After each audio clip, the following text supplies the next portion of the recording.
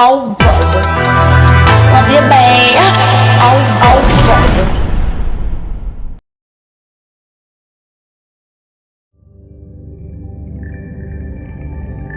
न कोई शीश महल है न कोई ताजमहल है, यादगार मोहब्बत ये प्यार का है मेरा।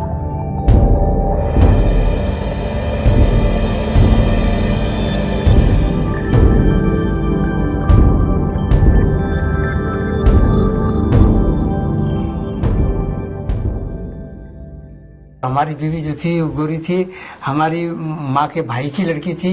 उसने देखा था तो उनका नहीं, मैं तो उसी से शादी करूंगी। तो वो शादी जो है हमारी तय हो गई और जून 1953 में 14 जून की बारात थी और 15 जून की रुखसत।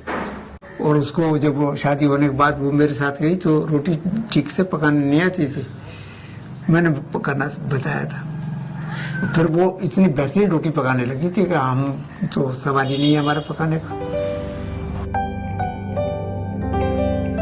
अब पढ़ने में ये था कि वो कुरान शरीफ तो घर की पढ़ी हुई थी और इसके अलावा हमारे मामू ने कहीं नहीं पढ़ाया। तो हमने उसको उर्दू की जो है छोटी छोटी किताबें लाके, छोटी छोटी कहानियों की किताबें लाके उसे कहानियाँ पढ़नी सिखाई। फिर वो नावल थे, वो जासूसी नावल और रोमानी नावल और कौन से वो ला के हमने पढ़वाए। तो वो पढ़ना जानती थी लेकिन लिखना नहीं जानती थी। जब हम फिल्म देखते थे तो वो भी हमारे साथ जाने लगी, नो प्रॉब्लम। और उस जमाने में वो चूंकि आमदनी कम थी तो फर्स्ट क्लास का टिकट नहीं होता, थर्ड क्लास का 5.5 आने का टिकट लिया करते थे। वहाँ अलीगढ़ में तस्वीर महल है एक पुराना सिनेमा हॉल, तो उसमें देखा करते थे तस्वीर फिल्म।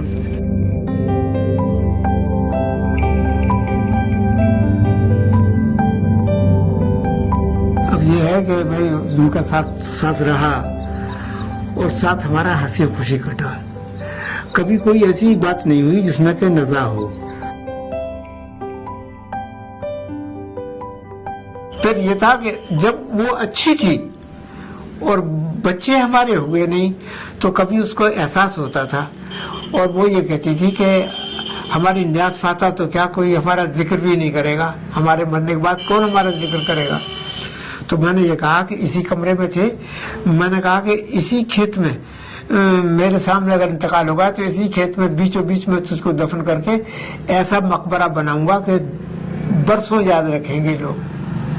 और मैंने आज तक इसमें किसी का एक नई पाई भी नहीं लगाया है। बीबी के मरने के बाद सारे काम मैंने खुद किए। उसका कफन भी लेने के लिए मैं बाजार खुद गया।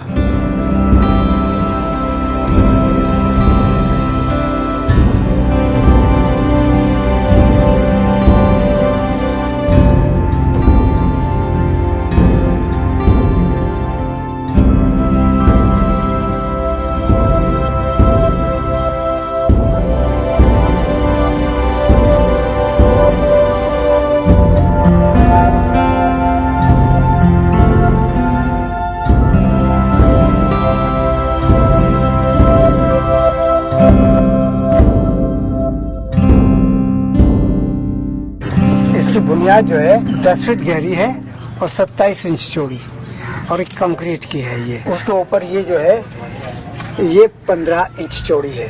अब इसकी हाइट तो अंदाजन यहाँ से 14 या 15 फुट ऊंचा है दीवार।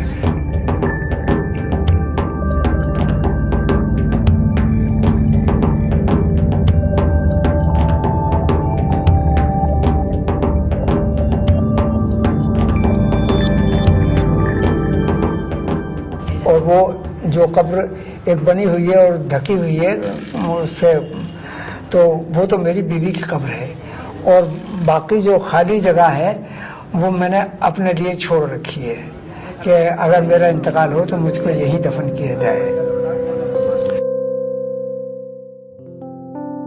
हमारी शादी के बाद हमारी बदकिस्मती की ये कि हमारे कोई औलाद नहीं हुई। मैंने मेडिकल कॉलेज में दिखाया तो मेडिकल कॉलेज में जो वहाँ थी लेडी डॉक्टर, उन्होंने मुझे बुलाया, तो मुझसे कहा कि इनके वो है रसौली ट्यूमर है उसमें यूट्रस में। डॉक्टर ने मुझसे ये कहा कि भाई ऐसा होता है कि ट्यूमर जब उसमें हो जाते हैं तो उसमें छोटे छोटे और भी होते हैं, तो ऐसा है कि मैं बच्चेदानी को पूरा निकाल देती हूँ, अगर फिर कोई और ट्यूमर बढ़ गया तो कहोगे डॉक्टर ने कैसा ऑपरेशन किया। मैंने कहा ये आपकी मर्जी है। तो उन्होंने पूरा ऑपरेशन कर दिया। तो अब ये तो तय हो गया कि अब बच्चा नहीं होने का, तो हमारी बहनों ने और उन्हें सबने ये कहा कि दूसरी शादी कर लो, लेकिन मैंने उसको कबूल नहीं किया।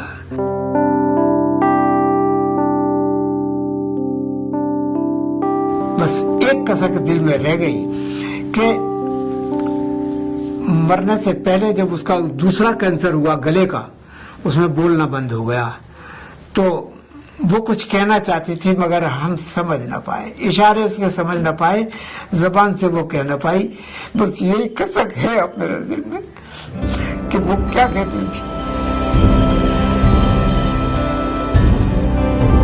मेरे नाखुदा मेरे राह पर, मेरे रहनुमा मेरे हम सफर, लगे जहां से है तू अजीज तर, तू कहाँ गया मुझे छोड़कर, मेरे शीशे दिल को तोड़कर, तू कहाँ गया मुझे छोड़कर।